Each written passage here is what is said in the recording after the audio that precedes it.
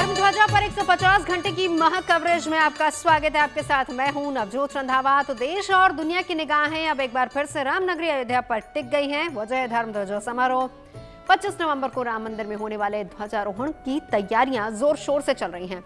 190 feet की ऊंचाई पर केसरिया धर्म ध्वजा फहराया जाएगा और इस ध्वजारोहण से पहले आज कलश यात्रा का शुभारंभ हो चुका है और इसके लिए अयोध्या सज चुकी है। सरयू पूजन से रामोत्सव का श्री गणेश हुआ है, तो ध्वजारोहण से पहले क्या क्या अनुष्ठान होंगे, आज इस पर चर्चा करेंगे। कलश यात्रा में मातृत्व शक्ति का महत्व क्या है वो भी समझेंगे। देवी देवताओं के आह्वान का क्या है विधान, ये भी जानेंगे। शुभ कार्य में कलश यात्रा को क्यों शुभ माना जाता है, इसका महत्व क्या है, इन सब पर आज होगी बात। हमारे साथ देश के जाने माने ज्योतिषाचार्य, धर्मगुरु, कथावाचक मौजूद रहेंगे। सब धर्म ध्वजा पर 150 घंटे की महा कवरेज में हम आपको दिखाएंगे।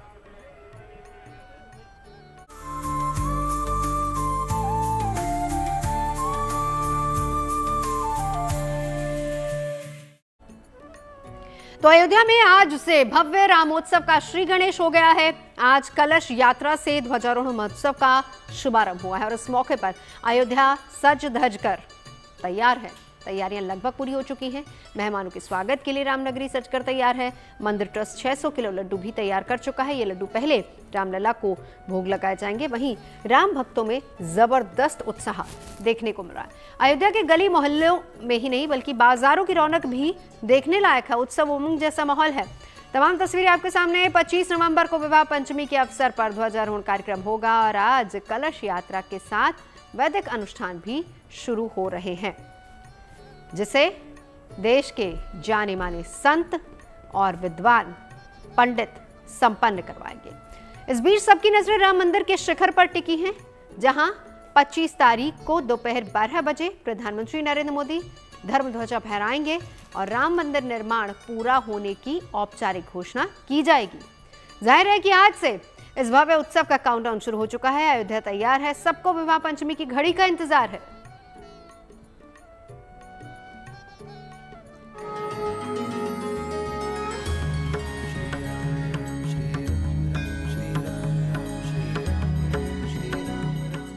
राम भक्ति से गलियां चमक रही हैं, बाजार दमक रहे हैं। अयोध्या के साधु संत और राम भक्त चहक रहे हैं, क्योंकि ये रामोत्सव की शुभ बेला है। सरयू तट से लेकर राम मंदिर परिसर तक राम नाम की गूंज है। राममयी अयोध्या का रोम रोम रोमांचित है, क्योंकि भव्य कलश यात्रा के साथ रामोत्सव का श्री गणेश हो चुका है और इसी के साथ ध्वजारोहण समारोह का शुभारंभ हो गया है। श्रद्धा, भक्ति, आस्था और प्रेम से भरी गगरी लेकर मातृत्व शक्ति का दल सरयू तट पर पूजन कर रहा है, रामोत्सव के मनोरथ को साकार कर रहा है। कलश यात्रा और सरयू पूजन के साथ अयोध्या में वैदिक पूजन का सिलसिला शुरू हो गया है। ये कलश पृथ्वी और जीवन का प्रतीक हैं और इनमें भरा सरयू का पावन जल सृष्टि की उस सकारात्मक ऊर्जा का संचय है जो पूरे संसार को राम भक्ति की अद्भुत आभा से रोशन करने जा रहा है। बेशक रामनगरी की रौनक देखने लायक है। क्या गली मोहल्ले, क्या बाजार, हर ओर राम भक्ति की सुगंध बिखरी है। आज कलश यात्रा के साथ ही पूजन का कार्यक्रम शुरू हो गया है।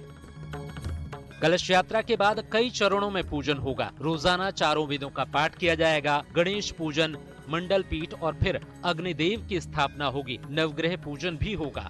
देव विग्रह के मंत्रों से हवन संपन्न होगा। यज्ञ मंडप के चारों द्वार का पूजन किया जाएगा और फिर धर्म ध्वजा की स्थापना होगी।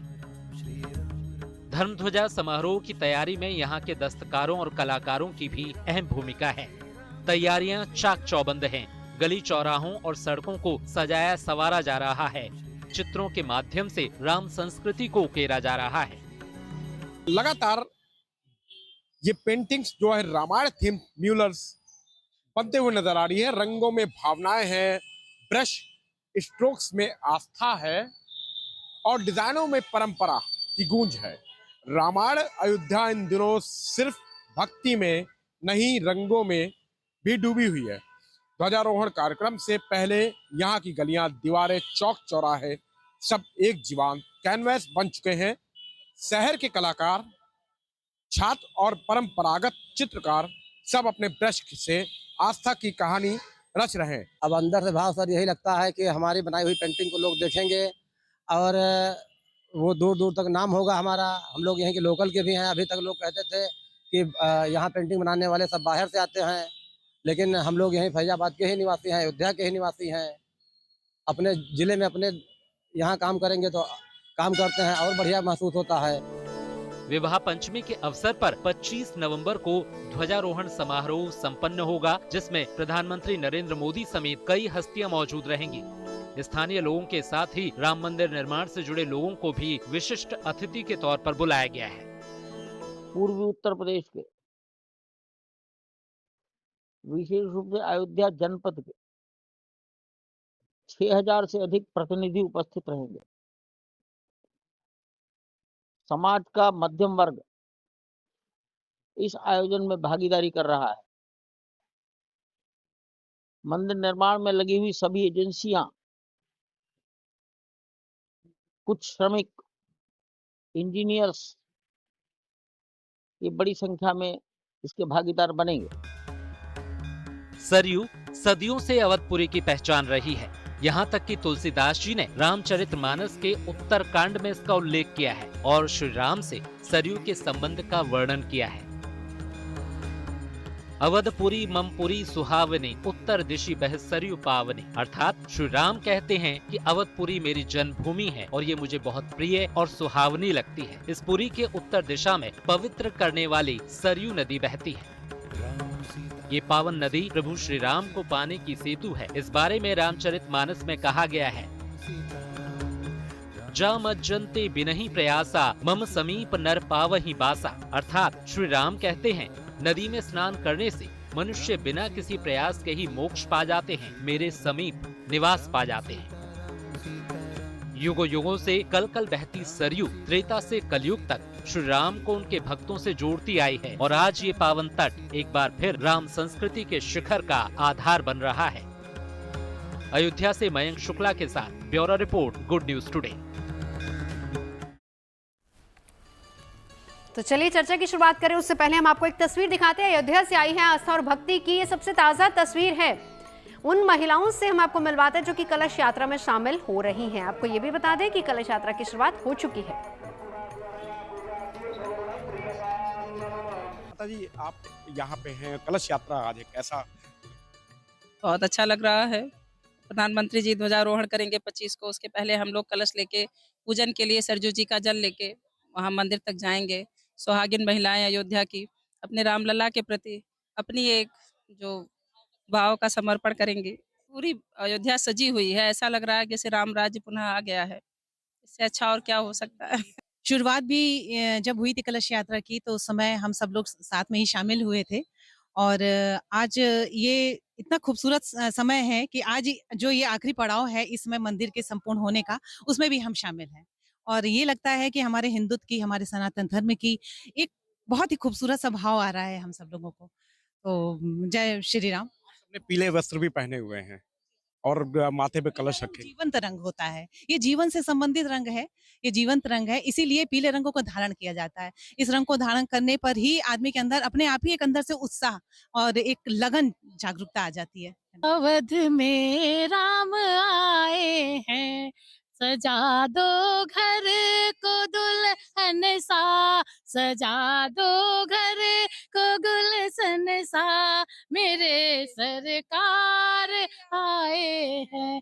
पखारो इनके चरणों को लगा कर प्रेम की गंगा, पखारो इनके चरणों को बहा कर प्रेम की गंगा, बहा कर प्रेम की गंगा, उठा दो इनके चरणों को, सजा दो के चरणों को, मेरे श्री राम आए हैं, अवध में भगवान आए हैं। तो यहाँ महिलाएं हैं, काफी उत्साहित हैं और लगातार यहाँ पे जो है भगवान राम की प्रतिमाओं के सामने वो पहुंचेंगे और भगवान श्री रामलला के मंदिर में विराजमान रामलला के समक्ष वो पहुंचेंगे। कलश यात्रा का शुभारंभ है आज से और कल से 5 दिवसीय वो भव्य दिव्य कार्यक्रम भगवान श्री राम के मंदिर में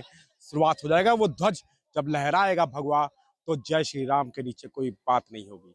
अयोध्या से कैमरामैन अनुज जायसवाल के साथ मयंक शुक्ला। तो रामोत्सव में सबकी निगाहें राम मंदिर के ध्वज पर रहेंगी और वो ध्वज जिसे कि 25 तारीख को प्रधानमंत्री राम मंदिर के शिखर पर फहराने वाले हैं। शिखर तक ध्वज की ऊंचाई 191 फीट होगी और इस वजह से ये ध्वज 3 किलोमीटर दूर से ही नजर आएगा। ध्वज की बात की जाए तो ये 22 फीट लंबा है, 11 फीट चौड़ा है। रेशम के कपड़े से तैयार किया गया इस ध्वज पर भगवान सूर्य की छवि अंकित है और साथ ही साथ कुमिदार वृक्ष का चिन्ह भी है। ध्वजारोहण समारोह से पहले हम आपको दिखाते हैं राम मंदिर का ध्वज कैसा होगा। जिस शख्स ने इस ध्वज को तैयार किया है उन्हीं से इसकी खास बातें जानते हैं।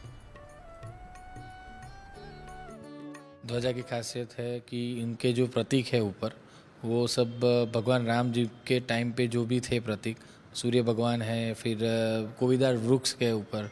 ध्वजा की खासियत यह है कि उसके 3 लेयर फैब्रिक में ध्वजा बनी है और पर्टिकुलर उसका जो साइज़ बोलते हैं तो 11 फीट बाय 22 फीट का ध्वजा है। ये जो ध्वजा है वो प्रोटोटाइप है अभी।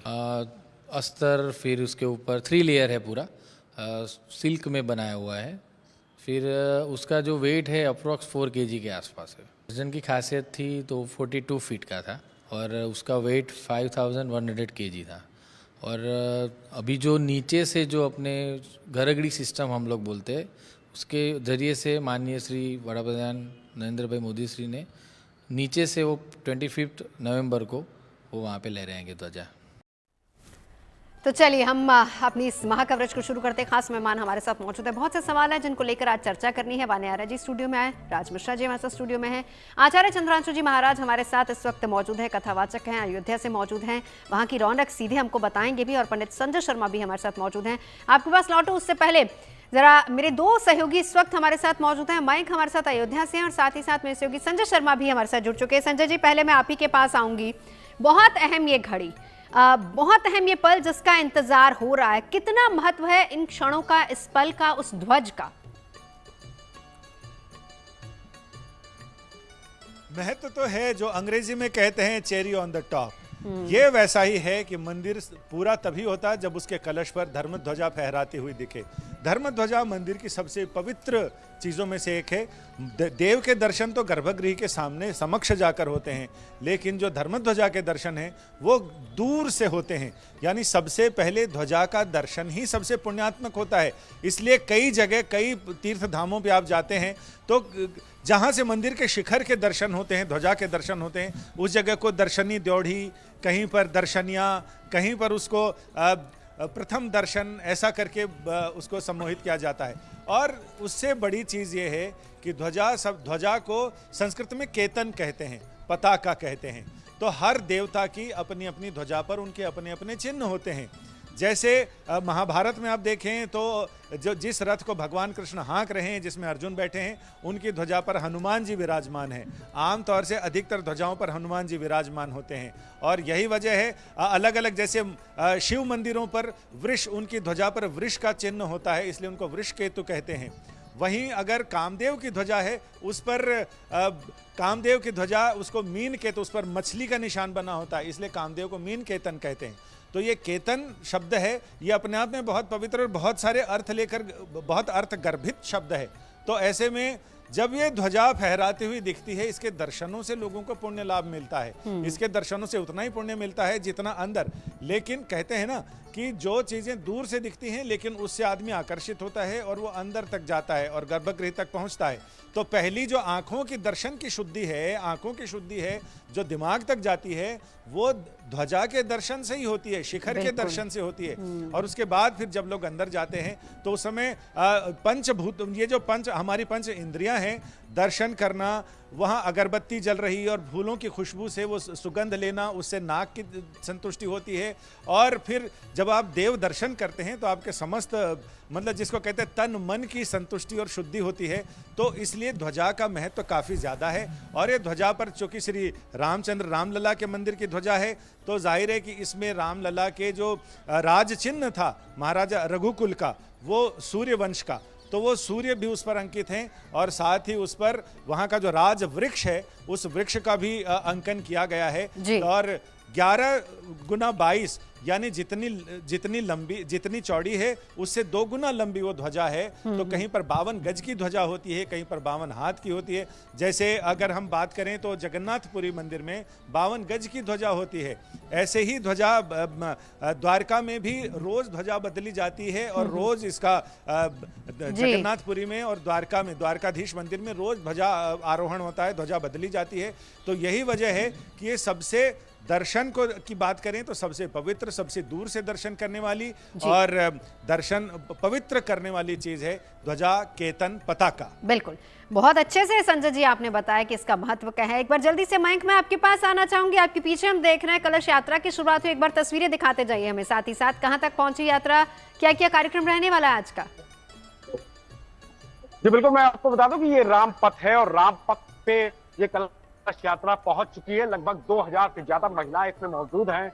उनके सरों पे जो है सरजू माँ का भरा हुआ वो जल है वो सीधा राम जन्मभूमि के अंदर जाएगा, क्योंकि कोई भी जो शुरुआत होती है और ध्वजारोहण का एक तो कार्यक्रम है बहुत भव्य और दिव्य है, तो उसको लेकर कलश की जो स्थापना होती है वो ये देखने को मिल रहा है। क्योंकि किसी भी शुभ काम के पहले जो है लोग कलश बैठाते हैं। तो आप देख रहे हैं जो महिलाएं हैं उनका जो कलर है, जो एक यूनिफॉर्म है, वो एक ही कलर में आपको दिख रही होगी। सीधा वो पीले कलर वस्त्र धारण किए हैं जो कि राम जी का बहुत प्रिय रंग है, जिसको कहते हैं पीताम्बरा रंग। उसको लेकर सीधा वो चले हैं अपने सर पे जो है जो कलश है उसमें सरजू माँ का जल लेके और भगवान श्री राम के मंदिर के में प्रवेश करेंगे। और ध्वजारोहण का कार्यक्रम वो 5 दिवसीय है। कल से वो अनुष्ठान शुरू हो जाएगा। मयंक आप तस्वीरें दिखाते रहिए हमें, बहुत बहुत शुक्रिया फिलहाल आपका। और संजय जी आपका भी बहुत बहुत शुक्रिया पूरी जानकारी के लिए। राज मिश्रा जी आपके पास आती हूँ, फिर उसके बाद मैं चंद्रांशु जी महाराज के पास जाऊंगी। बड़े अच्छे तरीके से संजय जी ने बताया कि इस धर्म ध्वजा का महत्व क्या है, कितनी अहम है धर्म ध्वजा, अगर हम इसी की बात करें तो। सबसे पहले तो मैं आपको एक बात कहूं नवजोत जी, मैं एक बार पुनः आपका धन्यवाद आप सबका करना चाहूँगा। और धन्यवाद इसलिए कि एक तो मैं बार बार एक शब्द जरूर कहता हूं कि जीएनटी पर बैठे हुए एंकर और इसको जो रिपोर्टर हैं वो किसी संत से, महामंडलेश्वर से कम नहीं दिखते हैं। जो उन्होंने आज ध्वजा का वर्णन किया, कहाँ पर जगन्नाथपुरी की ध्वजा इतनी बड़ी है, जहाँ से दिखती है उसकी देवड़ी इतनी बड़ी होती है। अच्छा, एक बात आपको और बता दूं नवजोत जी, मैं वाकई धन्यवाद की बात इसलिए है कि इस चैनल के धर्म से संबंधित जो मामले हैं उसको बहुत डीप से दिखाने के कारण हम लोगों को भी बहुत अध्ययन करना पड़ता है और हम लोगों को भी सौभाग्य मिलता है कि अध्ययन करें। तो अगर ध्वजा की बात किया जाए तो मैंने बार बार कहा है कि श्री रामचरितमानस की ही वो चर्चा आती है जहां पर बंदनवार पताका केतु और शबिन बनाए मंगल हेतु। जो धर्म ध्वज है वो मंगल का सूचक है। मंगल का सूचक होने के कारण उसकी जो स्थापना है वो बहुत महत्वपूर्ण होती है। मैं उसके साथ अगर चर्चा करने का प्रयास करूं तो जब ध्वजा की बात की जाए, ध्वजा में एक बहुत सुंदर श्लोक आता है। अगर निर्णय सिंधु इत्यादि के अंतर्गत पढ़ा जाए तो एक बड़ा सुंदर श्लोक होता है, भोगवासनो रुद्रा वायु सोमो महर्षया, मतलब एक बहुत डिटेल श्लोक जिसमें कहा जाता है कि जो धर्म ध्वज है उसकी स्थापना करने से, उसकी पूजा करने से, उसकी जो स्थापना होती है उससे होता क्या है आखिर, वहां पर अग्नि का, वसु का, रुद्र का, वायु का, सोम का, महर्षि का, नाग का, किन्नर का, गंधर्व का, यक्ष का, भूतगण का, ग्रह का, आदित्य का, इंद्र का, इन सबका आवाहन उसके अंदर हो जाता है और इन सबकी कृपा उसका पूजन करने से प्राप्त हो जाती है। तो अगर धर्म ध्वज के महिमा की बात की जाए तो अगर संसार के समस्त देवताओं की आराधना एक साथ करनी है तो धर्म ध्वज की स्थापना से होती है। बिल्कुल। अब चंद्रांशु जी महाराज मैं आपके पास आती हूँ। आज का दिन बहुत शुभ है, बहुत अहम है, क्योंकि कार्यक्रमों की शुरुआत हो चुकी है, कलश यात्रा निकल रही है और वो खूबसूरत तस्वीरें इस वक्त हम देख ही रहे हैं। कैसी अयोध्या नगरी लग रही है आज? वैसे ही जैसे नवनवेली दुल्हन कोई जब अपने पति के साथ विदा होकर के जाती है सज सवर करके तैयार होती है बन के, वैसे ही दुल्हन की भांति मेरी अयोध्या सजी हुई है। यद्यपि अयोध्या सर्वदा सुंदर ही रहती है, यद्यपि अवध सदैव सुहावन, राम धाम मंगल में पावन। यह भगवान राम की नगरी है, सदैव सुहावनी रहती है। यहाँ पर शीतल मंद बयार हमेशा बहती रहती है। कल कल छल छल निराद करती हुई सरजू माता जी प्रवाहित हो ही रही हैं लोक कल्याण करने की भावना से। पर यह विशेष समय है, अवधपुरी प्रभु आबद जानी, भई सकल शोभा की खानी। भगवान राम जब त्रेता युग में आए थे, जिस तरह से सरजू माता जी और जिस तरह से हमारी अवधपुरी एकदम सज सवर के तैयार हुई थी, वास्तव में त्रेता युग का दर्शन हो रहा है। जिस समय राम राज्य भगवान का राज्याभिषेक हो रहा है, उस समय जिस तरह अयोध्या रही होगी, ऐसे इस समय लोक विस्तृता अयोध्या अपने गौरव को प्राप्त करके पुनः अपने प्रतिष्ठा को पुनः प्राप्त कर रही है। त्रेता युग के समय की अयोध्या इस समय देखने में लग रही है। तो निश्चित तौर पर कह सकते हैं कि ये अपने आप में अद्भुत है, अद्भुत है, अद्भुत है। और साथ में आपके दर्शकों को जो आप बता रही हैं नवजोत जी, एक प्रश्न बड़ा होता था, लोगों के मन में बात चलती थी कि 26 में जाएगा, 27 में जाएगा, ऐसे कब मंदिर पूर्ण होगी। अब उनको पता चल रहा है, इस बात की भी बहुत खुशी है, अब लोगों को पता चल गया कि अब ये मंदिर का कार्य पूर्ण हो गया है, परकोटा बन गए हैं, अन्य मंदिर अगल बगल सब तैयार हो गए हैं। तो अपने मंदिर की पूर्णता की खुशी भी लोगों के मन में अपार भरी पड़ी है। लोग जश्न मना रहे हैं, खुशी मना रहे हैं, हम अयोध्या वासी भी और साथ में पूरा देश भी कहीं न कहीं। बिल्कुल चंद्रांशु जी महाराज, मैं लौटती हूँ। वाना जी, आज देखिए 20 तारीख है, गुरुवार का दिन है, कलश यात्रा से शुरुआत हुई है। कैसा ये क्षण है, कैसा पल है? बहुत ही भावुक ये क्षण है, बहुत ही दिव्य ये पल है। मंगल के साल में राम मंदिर, जो कि मंगल देवता का ही प्रतीक है, और आप देखिए पूरा कंप्लीशन वो भी हमारा मंगल के साल में हुआ है। ये इससे बड़ी अपने आप में कोई मंगलता की बात ही नहीं है। ये जो ध्वज है, ये अपने आप में आप देखिए, अगर इसकी हम लेयर्स की बात करें, इस पर 4 लेयर्स बनी हुई है, जिससे सूर्य देव और जो कोविदार वृक्ष जो है वो कहीं ना कहीं बहुत ही बड़ा, उसको श्री राम से बहुत ज़्यादा कनेक्ट किया गया। जैसे सरयू माँ जो त्रेता युग से चले आ रहे हैं, और आज की जो एक कलश यात्रा है, कोई भी मंगल कार्य जो शुरू होता है वो कलश से ही शुरू होता है। तो कहीं ना कहीं अपने आप में ये एक पूर्णता का प्रतीक है, ये कंप्लीशन का प्रतीक है। कलश यात्रा एकता का प्रतीक है, और हर एक भारतवासी, चाहे वो यहाँ रहते हैं, पूरे विश्व में जो भी लोग हमें देख रहे हैं, ये अपने आप में बहुत ही भव्य दिव्य पल है, भव्य दिव्य क्षण है, और बहुत ही एक इमोशनल मोमेंट जो है ये है। और ये सभी हम भारतवासियों को जो है इस दिन की बधाई देना चाहते हैं। और ये जो कलश है, ये जो ध्वज अर्पण है, ये अपने आप में ऊर्जाओं का केंद्र है, अपने आप में डायरेक्शंस को जो है वो अपने आप में सिग्निफाई करता है। और दूर से ही अगर आप इसकी जो दर्शन कर लेते हैं, तो कहते हैं पूरे मंदिर का पुण्य जो है आपको प्राप्त होता है। सरयू माँ से जल भर के ये जो इस कलश में लेके आया जाएगा राम मंदिर तक, और फॉलोड बाय जितने भी अनुष्ठान जो हमारे वैदिक मंत्र और हवन होंगे, ये अपने आप में एक पूर्णता का, भारतीय संस्कृति के लिए, सनातन के लिए ये एक बहुत ही गर्व की और बहुत ही प्राउड मोमेंट जो है ये आज हम सब के लिए। और मैं धन्यवाद करना चाहूंगी GNT का, जिसके माध्यम से हम ये सब दर्शन करने और हमारी 150 घंटे की महा कवरेज लगातार जारी है। आप सभी खास मेहमान हमारे साथ रहेंगे, और अयोध्या से चंद्रांशु जी महाराज से जुड़े ही हुए हैं, क्योंकि जो भाव आज, जो फीलिंग एक अयोध्या वासी होने के नाते उनकी है, और जिस तरीके से वो एक्सप्रेस कर रहे हैं, वो वाकई कम से कम दुनिया को ये देखनी चाहिए। और गुड न्यूज़ टुडे के माध्यम से हम दिखा भी रहे हैं इस वक्त किस तरीके से ये कलश यात्रा से शुरुआत हो चुकी है। कितना अहम ये पल है संजय जी, अगर मैं आपके पास आऊँ, शुरुआत कलश यात्रा से होना, सरयू से जल भरकर तमाम महिलाएं आगे की तरफ बढ़ रही हैं, ये पल कितना अहम है? जी, बड़ा शुभ पल है, और कहा जाता है कि कलशस्य मुखे विष्णु कंठे रुद्रा समाशिता, मूल स्थितो सप्त दीपा वसुंधरा, ऋग्वेद यजुर्वेद सामवेद अथर्वेद, अत्र गायत्री सावित्री पुष्टि करा भवन्तु, कि पुष्टि को करने वाले हैं। क्योंकि कलश की जब स्थापना की जाती है, तो कलश के अंदर सारे ही देवताओं का वास होता है।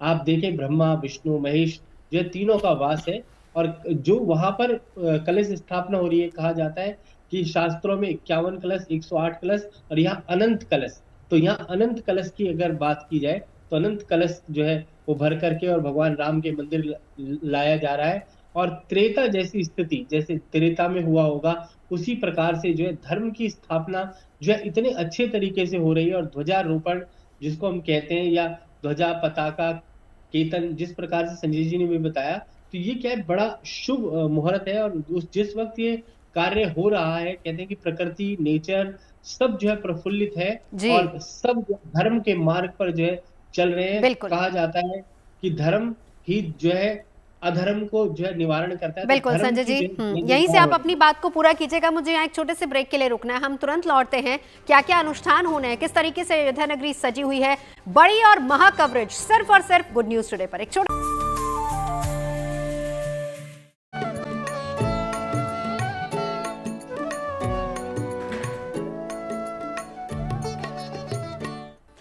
तो 150 घंटे की महा कवरेज हम आपको दिखा रहे हैं। खास मेहमान हमारे साथ बने हुए हैं।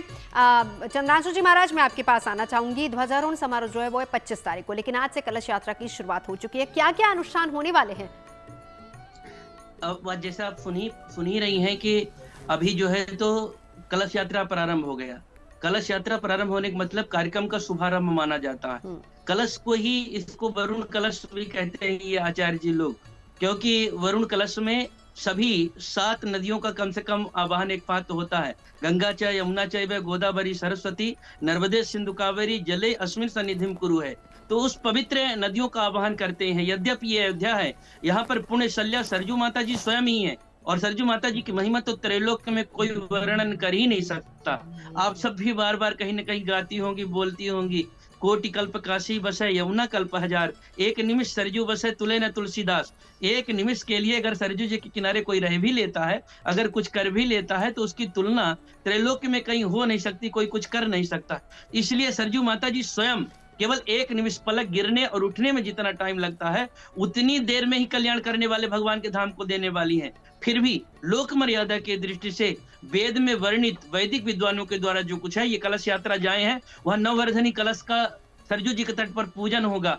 पवित्र नदियों, सरजू माता जी के जल साथ पवित्र नदियों का, सागरों का, सबका, सप्तमृतिका का सब इकट्ठा होंगे और फिर नववर्धनी कलश का पूजा करके लेकर के आएंगे। यहाँ से अब अनुष्ठान प्रारंभ हो रहा है। यानी कि आज से जो प्रक्रिया है ध्वजारोहण समारोह की, वो कहीं ना कहीं प्रारंभ हो गई है। यहाँ पर तमाम बनारस से, अयोध्या से अनेकानेक विद्वान आए हुए हैं। जो अनुष्ठान एक अनुष्ठान केवल नहीं चल रहा, विविध अनुष्ठान चल रहे हैं, विविध विविधताओं के साथ में सब काम कर रहे हैं। और एक चीज बार बार मन में आ रहा है, इस बात को कहना बहुत जरूरी है, हमको लगता है ये दर्शकों को जानना चाहिए, सबके मन में होगा, ये ध्वजारोहण क्या है, मतलब पताका की बात बार बार क्यों चल रही है। तो प्राचीन काल से, आज से नहीं, जैसे आपके एंकर ने सही कह रहे थे, राज भैया की मतलब इतना अच्छा सारी बातें जानकारी आपके एंकर भी देते हैं और निश्चित तौर पर परिश्रम करते होंगे, पढ़ते होंगे, तभी पता चलता होगा।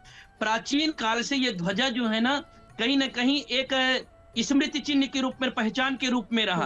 अगर भगवान की बात करते रहे, देवलोक में सुन लिया, जब राजतंत्र था, राजतंत्रों में भी ध्वजा को देख करके पहचान होता था, ये इस राज्य का राजा जा रहा है, ये रथ इस राजा का है, उससे पहचान होता था।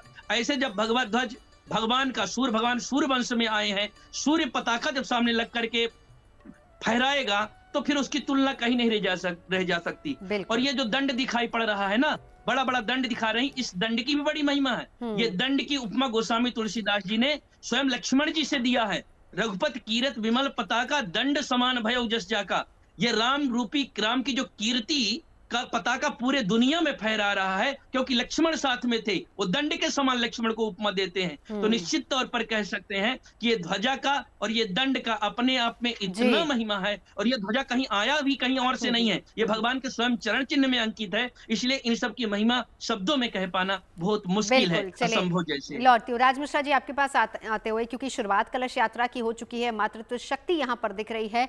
अनुष्ठान अब कौन कौन से होने, क्योंकि एक तरीके से शुरुआत हो चुकी है अब तमाम अनुष्ठान। देखिए, श्री रामचरितमानस में एक बड़ी सुंदर चौपाई आती है नवजोत जी, और आज शायद वो चौपाई आज की दृष्टि में बहुत सुंदर है। वो चौपाई खैर 25 तारीख जो है उस दिन के लिए है कि मंगल मूल लगन दिन आवा और हिम ऋतु अगहन मास सुहावा। जिस मंगल वेला की सभी लोग इंतजार कर रहे थे, हम लोग जिस मंगल वेला के लिए प्रार्थना कर रहे थे, जिसका बहुत बेसब्री से इंतजार हो रहा था, राम मंदिर बन जाना और उसके बाद ध्वज की स्थापना, अंतिम जो पड़ाव है मंदिर के पूर्णतः का, वो पूरी तरीके से दर्शाता है। और उस मंगल वेला का शुभागमन हुआ। अब क्या होता है, सबसे पहले कलश पूजन किया जाता है। कलश यात्रा से आज जो प्रारंभ हुआ, एक्चुअल क्या है कलश यात्रा? कलश के लिए सभी विद्वानों ने एक मंत्र का प्रयोग किया। कलशस्य मुखे विष्णु कंठे रुद्रा समाश्रिता मध्ये तु स्थिते ब्रह्मा मूले तत् स्थिते ब्रह्मा मध्ये मातृगण स्मृतः कुछो तु सागरा सर्वे सप्तदीप वसुंधरा। कलश का पूजन सिर्फ वो छोटा सा कलश नहीं है। नियम क्या है, जब कलश लेने के लिए, जल लेने के लिए जाया जाए तो शास्त्र ये कहता है कि बाकायदा नृत्य वाद्य इत्यादि के साथ, नृत्य इत्यादि करते हुए जाकर के कलश का जल लेना चाहिए। जब कलश का हम जल लेते हैं तो कलश का जल लेते वक्त सबसे पहले वहां वरुण देवता की वहीं पर पूजा होती है जहां पर हम कलश के जल को उठाते हैं। फिर उसके बाद उस कलश जल पर वहां जल की जो देवियां हैं, विशेष रूप से उन मात्र शक्तियों का विशेष रूप से वहां आवाहन होता है। वैसे सारजू जी के लिए कहा गया है कि दरस परस मज्जन अरुपाना हरई पाप कहा वेद पुराना। उस जल का जो दर्शन कर ले, स्पर्श कर ले, उसके समस्त पाप जीवन के नष्ट हो जाते हैं। तो उस परिस्थिति में वहां से जल को लिया जाता है, कलश में लेकर के वहां मात्र जो जल देवियां हैं उनकी पूरी तरह से पूजा की जाती है, वरुण देवता की वहां पर पूजा की जाती है। फिर उनको लेकर के कलश को श्रद्धा पूर्वक वहां से आया जाता है। जब कलश आप लेकर के आते हैं तो आज पहले दिन की एक्चुअल में प्रक्रिया क्या होगी। पहले दिन मैंने कहा कि कलश मात्र साधारण विषय नहीं है, इसको ध्यान रखिएगा। शास्त्र यहां तक कहता है कि हमको भी अपने घर के अंदर एक कलश की स्थापना करके रखना ही चाहिए। कलश की स्थापना करके रखने से आपके जो घर की ऊर्जा है वो सात्विक रहती है। और कलशस्य मुखे विष्णु, जब कलश को लेकर के आया जाता है तो समझो भगवान विष्णु का आवाहन, उसके अंदर भगवान विष्णु का आवाहन किया जाता है। कंठे रुद्रा समाश्रिता, भगवान शंकर का, भगवान ब्रह्मा का, जितनी आदि शक्तियां हैं उनका, सप्तद्वीप वसुंधरा, सागर का जितनी नदियां इत्यादि हैं उनका आवाहन, सप्तद्वीप वसुंधरा। हम जहां रहते हैं, जब संकल्प बोलता है कोई ब्राह्मण तो कहते हैं जम्बू द्वीपे भारत खंडे। हम भारत के, एक सनातन धर्म ही ऐसा धर्म है और इससे सीखने की आवश्यकता है नवजोत जी कि हम सिर्फ भारत की पूजा नहीं करते हैं, पूरे ब्रह्मांड की पूजा करते हैं, पूरे पृथ्वी की पूजा करते हैं। हम सिर्फ जम्बू द्वीप के अंदर रहते हैं जिसको भारत कहा जाता है, जम्बू द्वीपे भारत खंडे भारत वर्षे, ये संकल्प है। लेकिन हम सप्तद्वीप वसुंधरा, कल के माध्यम से आप सब दीपों की पूजा करते हैं। आज समस्त वेदियों का, सभी देवताओं का आवाहन होगा, उनका आज पूजन होगा। आज से पूजन की प्रक्रिया का प्रारंभ होगा। तो कलश पूजन उसकी सबसे जो पहली सीढ़ी है उसका प्रारंभ होता है। चलिए आगे आपसे बात करूंगी कि इसके अलावा देवी देवताओं के आह्वान का क्या विधान है, इस पर भी चर्चा होगी। लेकिन उससे पहले वान्या जी आपके पास आते हुए कार्यक्रम क्या क्या होने वाले हैं आगे? जी, अगर हम यहाँ पर कार्यक्रम की बात करते हैं तो अभी जो वहाँ पर चीज़ें चल रही हैं उसके अंदर जो भी उस दिन ध्वजारोहण होना है उसका टेक्निकल इवैल्यूएशन होना, किसी भी चीज़ को टेक्निकली कि सब ठीक से हो रहा है। इसके बाद जो है इस टाइम पर वहाँ पर बहुत सारी मॉक ड्रिल्स जो हैं वो भी साथ साथ हो रही हैं। जितने भी गेस्ट हैं उनका अरेंजमेंट होना, गेस्ट का एस्टिमेशन, जो कि प्रसाद है, जो 600 किलो लड्डुओं का जो प्रसाद है उस प्रसाद का बनना, उस प्रसाद का वहाँ पर पहुँचना, जो गेस्ट हैं उनके रुकने का जो अरेंजमेंट है, जो रथ यात्रा है, जो सरयू का जल भर के वहाँ तक लाना, जो कलश यात्रा है, किसी भी काम की जो बिगनिंग होती है वो कहीं ना कहीं कलश स्थापना से होती है, जो 5 एलिमेंट्स को बैलेंस करता है, ऑरा को प्योर करता है और कहीं ना कहीं पॉजिटिविटी लाता है। जो फ्लैग की डायमेंशंस है उनकी टेस्टिंग, जैसे अभी एक बहुत ही प्यारी सी बात हम जीएनटी के माध्यम से सुन रहे थे, 11/22 जो इस फ्लैग में जो डायमेंशंस यूज की गई हैं ये भी अपने आप में दोनों ही 11 और 22 दोनों ही मास्टर नंबर्स हैं। 13 फीट ये भी कहीं ना कहीं 3 को रिप्रेजेंट करता है। जो उस फ्लैग का जो क्लॉथ है वो 3 लेयर है, कहीं ना कहीं 3 जो होता है गुरुदेव बृहस्पति और शुभता का अंक होता है। त्रेता युग, साक्षात त्रेता युग जैसा सिनेरियो जो है कहीं ना कहीं वो रिक्रिएट हुआ है। हमारी सनातन संस्कृति को पूरे विश्व में सनातन का झंडा जो है वो कहीं ना कहीं हमारे सनातन की विजय का ये प्रतीक है। इसके अलावा जो है रस्सी का जो संचलन है कि वो जो रोप है जहां पर वो झंडा लहराएगा, इट्स लाइक कि आइसिंग ऑन दी केक है। ये जो फाइनल पूर्ण कंप्लीशन है इसमें जो है और भी बहुत सारी चीजें हैं, जैसे कि रथ यात्रा जो है, इसके बाद जो है आप कहीं ना कहीं जो कलश यात्रा, जो सारी स्त्रियां जो है वो कलश से जो जल भर के आएंगी, और इसके अलावा तकनीकी क्षमता, जो उसकी टेक्निकल कैपेबिलिटीज है, जो उसका टेक्निकल एवेल्युएशन है, जो रस्सी है, जो उसकी हाइट है, क्या वो इतनी हाइट को जो है एकोमोडेट कर पा रहा है। इसके अलावा जो आसपास का ट्रैफिक कंट्रोल अरेंजमेंट्स है, ये सारी चीजें CISF और जितनी भी सिक्योरिटीज जो है वहां पर मौजूद होंगी। ठीक है, अब संजय जी आपके पास आती हूँ, देवी देवताओं के आह्वान का क्या विधान है? सबसे पहले जब भी कोई भी पूजा पाठ का प्रारंभ करते हैं तो सर्वप्रथम जो है गणेश जी की पूजा की जाती है और गणेश जी के मंत्रों का उच्चारण किया जाता है ओम गजानन भूत गणादि सेवितम कपित जम्बू फल चारु भक्षणम उमासुतम शोक विनाशकारकम नमामि विघ्नेश्वराय पाद पंकजम। गणेश जी की पूजा की जाती है, लक्ष्मी जी की पूजा की जाती है, ब्रह्मा विष्णु महेश की पूजा की जाती है, पंच तत्वों की पूजा की जाती है। सिर्फ जल की पूजा हम कर रहे हैं, पर पंच तत्वों में जो है भूमि गगन वायु अग्नि और नीर पांचों तत्वों की पूजा की जाती है। षोडश मातृका की पूजा की जाती है, नवग्रह की पूजा की जाती है। उसके बाद षोडशोपचार विधि के द्वारा जो है सारी पूजाएं होती है। और उसमें क्या है कि जब कलश का एक मंत्र है जो भी बोला हम लोगों ने नहीं, पर मैं बोल के बताता हूँ।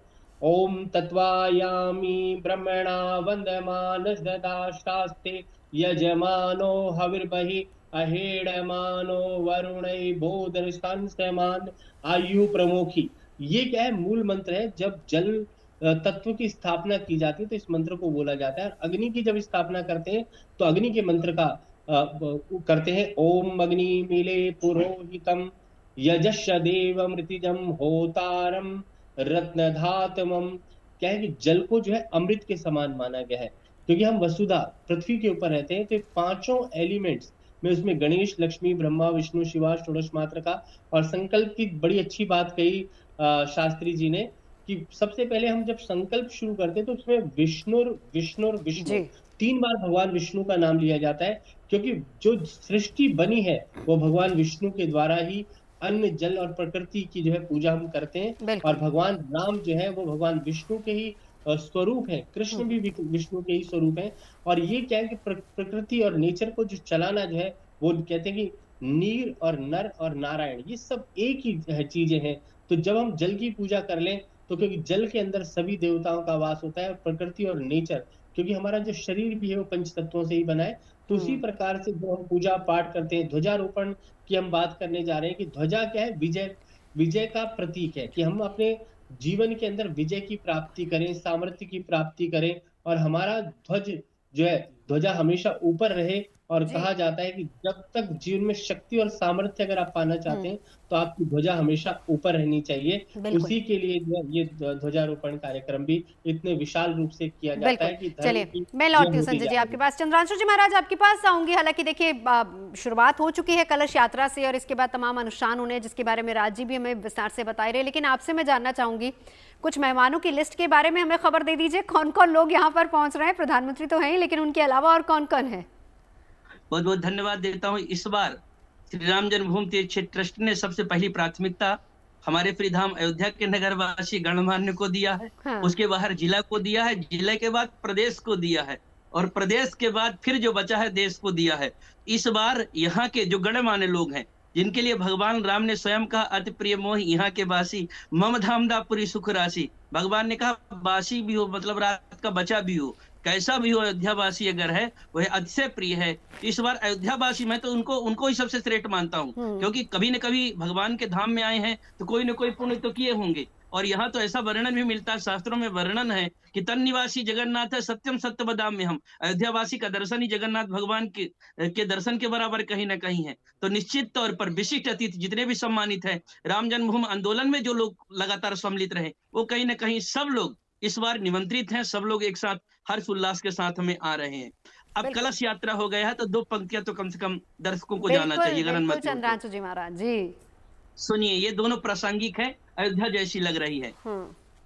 अरे कंचन कलश विचित्र सवारे सबहि धरे सजी निज निज द्वारे बंदन वार पताका के तू सबनी नाये मंगल हेतु वीथी सकल सुगंध सिंचाई गजमणि रचि बहु चौक पुराए नाना भांति सुमंगल साजे हर्षि नगर निशान बहु बाजे हर्षि नगर निशान बहु बाजे।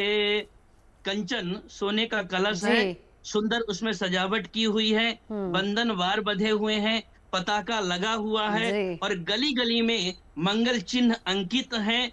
अनेक गज इत्यादि शुभ चिन्ह अंकित हैं। इस प्रकार से पूरी अयोध्या नगरी दुल्हन की बात सजी हुई है बिल्कुल, और हम बिल्कुल। सब दर्शन करके जीवन को धन्य कर रहे हैं। बिल्कुल चंद्रांशु जी महाराज, बहुत खूब। और विवाह पंचमी की वो तिथि है जिस घड़ी का सबको इंतजार है। राज मिश्रा जी। मैं तो नवजोत जी एक बात आपको बड़ा क्लियर कहना चाहूंगा, मुझे लगता है कि इस पर आपको ये एक ही दिन पूरे वर्ष के अंदर ऐसा प्राप्त होता है जिसको मंगल दिन कहा गया है। श्री रामचरितमानस में गोस्वामी जी का वर्णन कि मंगल मूल लगन दिन आवा और हिम ऋतु अगहन मात सुधावा, और एक और ग्रह तिथि नखद जोग वर वारु और लगन सोधि विधि कीन विचारू। तो कहने का तात्पर्य है, मैं आपको एक बात कहना चाहता हूं, ये दिन पूरे वर्ष का इतना महत्वपूर्ण दिन है कि इसको मंगल दिन कहा गया है। मुझे लगता है कि अपने दर्शकों के कल्याण के लिए आपको इस दिन पर एक प्रोग्राम करना चाहिए। नहीं, हम कि तो कैसे वहां कवरेज दिखा रहे हैं कर रहे हैं, राज लेकिन जी। मुझे लगता है कि इस दिन अपने अपने जीवन को कैसे लोग मंगल में बना सकते हैं। हाँ। तो ये बड़ा सुंदर है, ये बड़ा सुंदर समय होगा। आपको क्या करना चाहिए, बैठ करके श्री रामचरितमानस की बड़ी सुंदर चौपाई इस समय पर बैठकर 5 दिन का यह अनुष्ठान आपको अपने घर में ही करना है, बैठ करके जीएनटी के साथ। क्या है, मंगल भवन अमंगल हारी और द्रवम सुदशरथ अजिर बिहारी। रोज बैठिए, 108 बार जप कीजिए, देखिए आपके जीवन में गुड न्यूज जरूर आएगी। और गुड न्यूज टुडे देखते रहिए, क्योंकि 150 घंटे की महा कवरेज आपको सिर्फ और सिर्फ मिलेगी गुड न्यूज टुडे पर। तमाम खास मेहमान हमारे साथ जुड़े, चर्चा के लिए बहुत बहुत शुक्रिया।